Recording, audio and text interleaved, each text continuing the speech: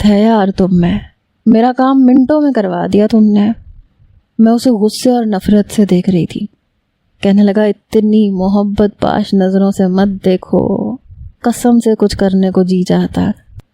اس کی بات پہ میں نظریں چرا کے ذرا کھسک کے پیچھے ہٹی۔ وہ ہنسنے لگا۔ ہاں تو کیا کہہ رہی تھی تم کہ رات کو مجھ سے نکاح کرنے کے لیے تیار ہو؟ تو پھر بلاؤں مولانا صاحب کو؟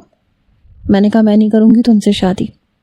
کہنے لگا بھائی رات کو خود ہی تو کہہ رہی تھی کہ تم چاہتے ہو نا میں تم سے نکاح کر لوں تو میں تم سے نکاح کر لوں گی، اب مکر بھی گئی، عجیب لڑکی ہو۔ میں نے کہا تم نے جو جاننا تھا جان لیا نا، جو پوچھنا تھا پوچھ لیا نا میرے بھائی سے، اب مجھے اور احمد بھائی کو چھوڑ دو۔ کہنے لگا ایسے کیسے چھوڑ دوں، کیسے چھوڑ دوں؟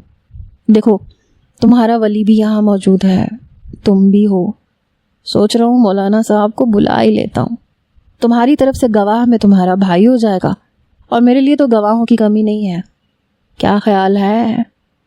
اس کے لیے شاید یہ سب کچھ مذاق تھا، تماشا تھا۔ میں نے کہا مجھے اپنے بھائی سے ملنا ہے۔ کہنے لگا ملنے دوں گا تو کیا نکاح کر لو گی؟ دیکھو دل سے بتانا، صرف زبانی اقرار نہیں چاہیے۔ میں نے کہا میں تم سے نفرت کرتی ہوں۔ میری بات پہ ہنسنے لگا۔ کہنے لگا تو پھر پہلے محبت کرنی پڑے گی، پہلے محبت کر لو، پھر میں تمہیں تمہارے بھائی سے ملوا دوں گا، پھر وعدے کے مطابق تمہیں مجھ سے نکاح کرنا پڑے گا۔ میں نے کہا تم اتنے ڈھیٹ انسان کیوں ہو؟ کہنے لگا بس بچپن سے ایسا ہی ہوں، کبھی غور ہی نہیں کیا، کوئی سدھارنے والا تھا ہی نہیں، تم بڑی دیر سے ملی، اس لیے تو کہہ رہا ہوں نکاح کر لو، مجھے سدھار دینا۔ میں نے کہا میں تمہیں جان سے نہ مار دوں، میں ضد چوئی تھی۔ تو ہنسنے لگا۔ وہ تو تم نے اسی دن مار دیا تھا جس دن تم بارش میں میرے ساتھ لگی تھی، میں بالکل فریز ہو کے رہ گیا تھا۔ پہلی بار کوئی لڑکی یوں بے ساختہ میرے سینے کے ساتھ لگی تھی اور میرے ہوش اڑا کے رکھ دیے تھے۔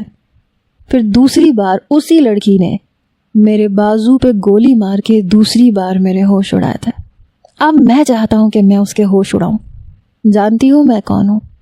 میں نے کہا تم میرے دشمن ہو، تم ایک کمینے اور گھٹیا انسان ہو، تم کڈنیپر ہو۔ وہ کہنے لگا وہ تو میں ہوں، لیکن اس کے علاوہ میں ISI آفیسر بھی ہوں۔